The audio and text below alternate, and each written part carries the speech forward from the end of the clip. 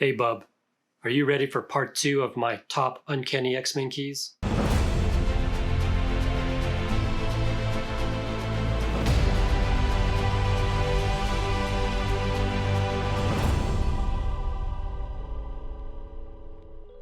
Hello everyone, Steve from Cantu Comics here.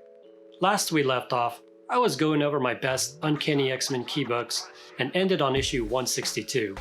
In case you haven't seen part 1, I highly recommend watching it first, and it's linked in the description below and above in the video. Let's begin. So the first issue I'd like to show for part 2 is issue number 163.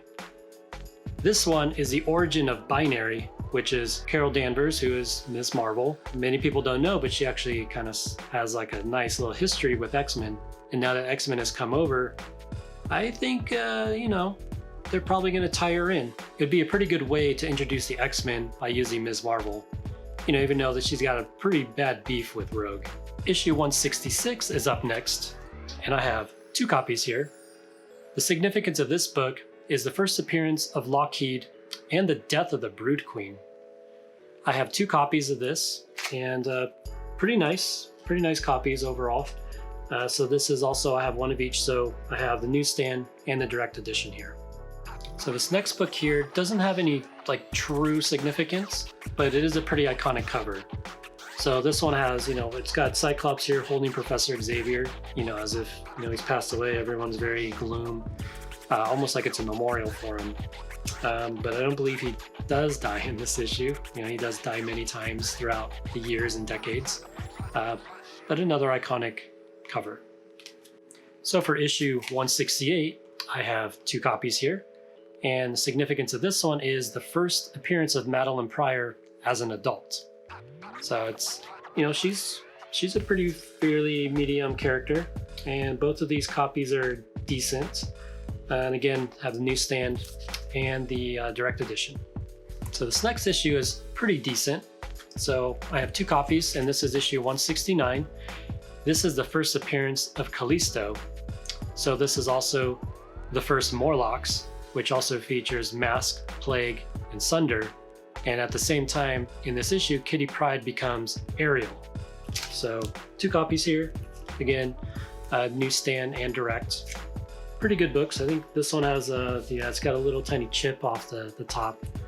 But again, actually this is a pretty nice cover too. You got Angel on here all tied up. Pretty nice book. This next issue here, number 172, no real significance. It's just, it's got Wolverine on the cover. I believe he was getting married, or it's his invitation. Obviously someone wants him dead. But yeah, no, just a cool cover, no significance. The next issue here, 173, this is features the origin of Silver Samurai, and it also has the first appearance of Storm with a mohawk, her very iconic mohawk. And I wish she was on the cover showing it off, but unfortunately she's not. But another pretty cool issue, very minor key. Next issue here, again, 2 copies. So this is issue 174. No significance, just, little Cyclops cover. Deeply in love with Madeline Pryor. So speaking of Madeline Pryor, I have 3 copies of the next issue, which is 175, where there is the marriage of Cyclops and Madeline Pryor. This is also a double-sized issue, so it's these are big boys here, and I got three copies here, 2 direct edition and 1 newsstand. Pretty nice condition, but they're not worth a whole lot at the moment, but another Uncanny X-Men key. So for issue 176, 2 copies. This is also a pretty minor key, so it has the first appearance of Valerie Cooper, which, no one even knows who she is. I didn't even know, I had to look it up.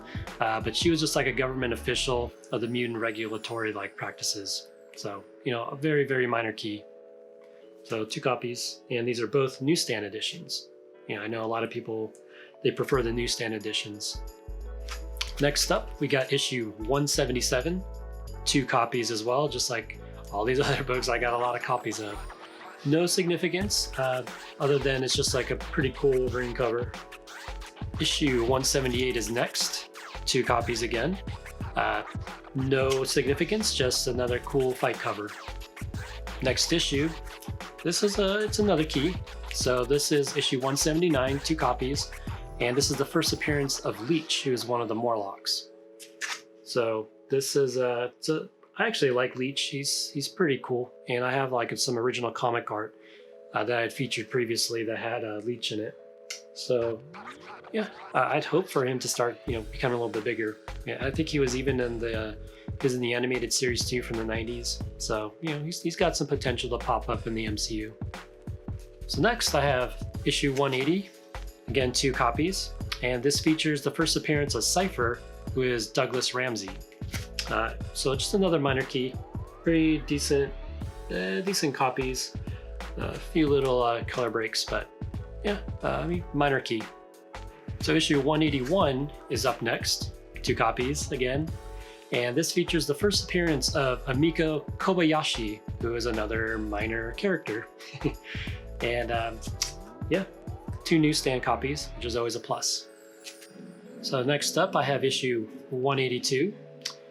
No real significance other than this is a story that features Rogue and S.H.I.E.L.D. in it. But that's about it. Decent cover. It's got Rogue. She doesn't have too many appearances on the cover, solo appearances. So this next issue, 183, again 2 copies. This has some significance to it. This features the first appearance of Black Queen Selene, and at the same time, Kitty and Wolverine both leave the team in this issue. So newsstand and direct edition.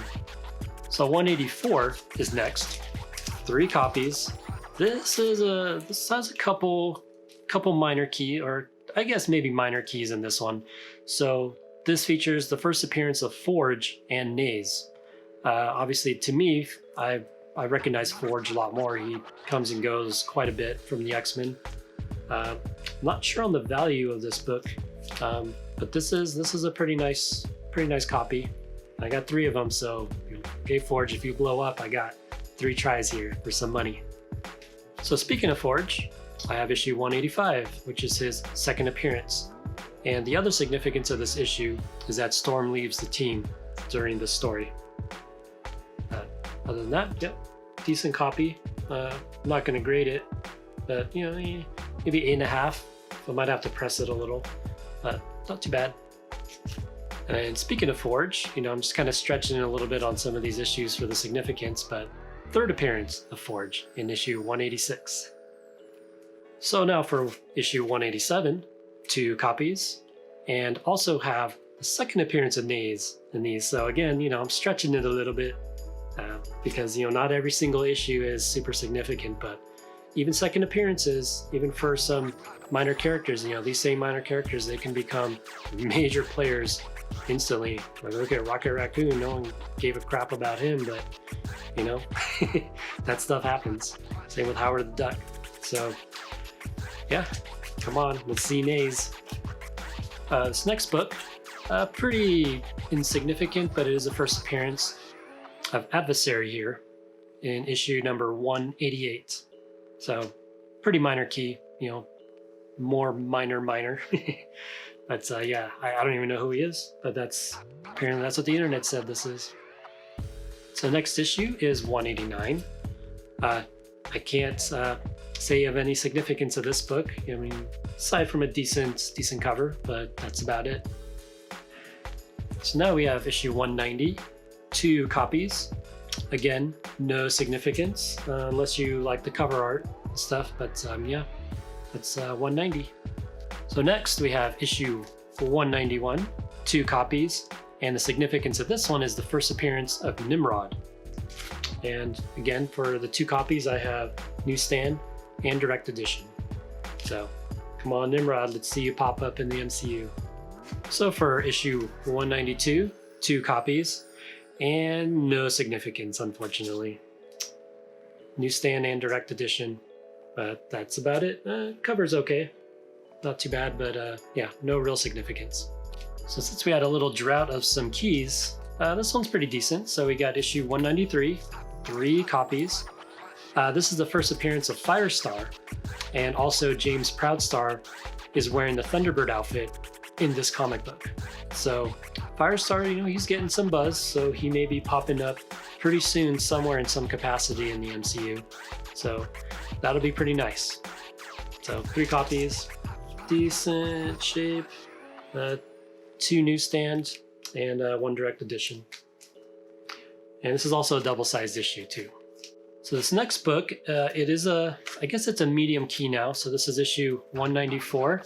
So if you watched that Fox show that eventually got canceled, The Gifted, the Strucker family, so Andrea and Andrea Strucker, this is their first appearance here. So unfortunately, I actually like that show because I watched them all and I was getting a little excited. They had the Morlocks in there and stuff. I was like, all right, cool, yeah, I'm digging this. The acting was mediocre, but unfortunately, it was canceled. But I thought they gave some pretty good love to the X-Men there. So these are probably not worth as much as they were a few years ago, but definitely we could see them pop back up in the MCU. So coming up right after that, issue 195. No significance and nothing I can pull out of my ass for this one. Aside from, the Wolverine cover, you can't go wrong. So in case you like books that are a little controversial, I have issue 196 here. And this one features, Marvel, they were trying to do something with Kitty Pryde. She was a little too goody two-shoes. People didn't really know what to do with her. So they decided to make her a little, I guess, bad for a moment or two. But she did use a racial slur. And it's kind of frowned upon.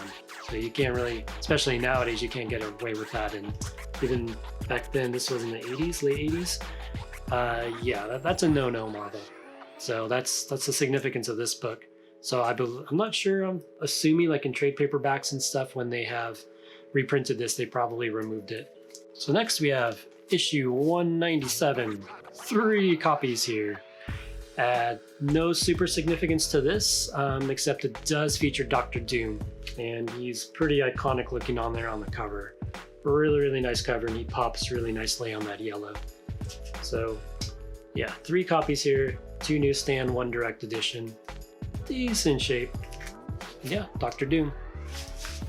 And the next issue here is 198, 2 copies. No real significance. It's a Storm cover. She does have her mohawk, so that's cool. But no significance to this issue. So rounding this off, we have issue 199, 3 copies.